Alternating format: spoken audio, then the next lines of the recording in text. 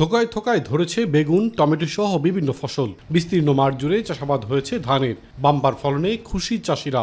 এসব ফলন চাষাবাদে ব্যবহার হয়নি প্রচলিত রাসায়নিক সার, ব্যবহার হয়েছে মানব বর্জ্য থেকে উৎপাদিত জৈব সার। চাঁপাইনবাবগঞ্জের সদর উপজেলার ঝিলিম ও গোবরাতলা ইউনিয়নের 200 পরিবার ইকো টয়লেট ব্যবহার করে মানব বর্জ্য থেকে এসব জৈব সার উৎপাদন করে ব্যবহার করছেন। এই সার ব্যবহারে কমেছে উৎপাদন খরচ, বেড়েছে লাভ। জমিতে জৈব সার ব্যবহারে উৎপাদনের পরিমাণও বেড়েছে। ফলে দিন দিন বাড়ছে ইকো টয়লেট ব্যবহার করে মানব বর্জ্য থেকে জৈব সার ব্যবহার। জৈব সার আপনার ভালো সার নিজে তৈরি করে আপনার এই সারটা দিচ্ছি আমরা নিজে। ধানের জমিতে ব্যবহার করতে পারি, তারপরে আপনার বেগুনের ভুঁইয়ে ব্যবহার করতে পারি। এই টয়লেট পেয়ে আমাদের অনেক উপকার হয়। ব্যবহার করে যেটা সার হচ্ছে ওইগুলা জমিতে দিচ্ছি। ক্ষতিকর দিক না থাকায় ও লাভবান হওয়ায় ক্ষুদ্র নৃগোষ্ঠী ও কৃষকদের মাঝে ইকো টয়লেট ব্যবহার বাড়ছে দাবি সংশ্লিষ্টদের।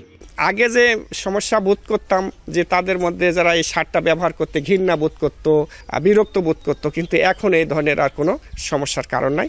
এখন মানুষ নিজেরা তো ব্যবহার করতেছে, পাশাপাশি বিভিন্ন জায়গাতে এটা নিয়েও যাচ্ছে।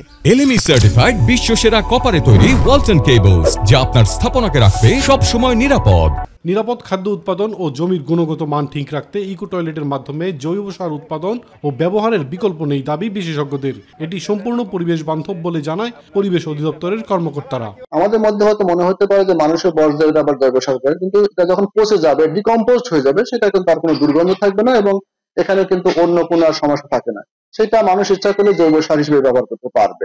মানব যে বর্জ্যটাকে যত্র না ফেলে ইকোসেন টয়লেটের মাধ্যমে প্রক্রিয়াকরণ করে এটা জৈব সার তৈরি করে সেই জৈব সারটা দিয়ে কৃষি জমি বা অন্য কাজে ব্যবহার করা হয়। এক একটি ইকো টয়লেট থেকে বছরে উৎপাদিত 150 কেজি জৈব সার 1 বিঘা জমিতে ব্যবহার করা যায়। এতে বিঘা প্রতি কৃষকের সাশ্রয় হয় 2 থেকে 3 হাজার টাকা। ইলিয়াস কমল, মাই টিভি।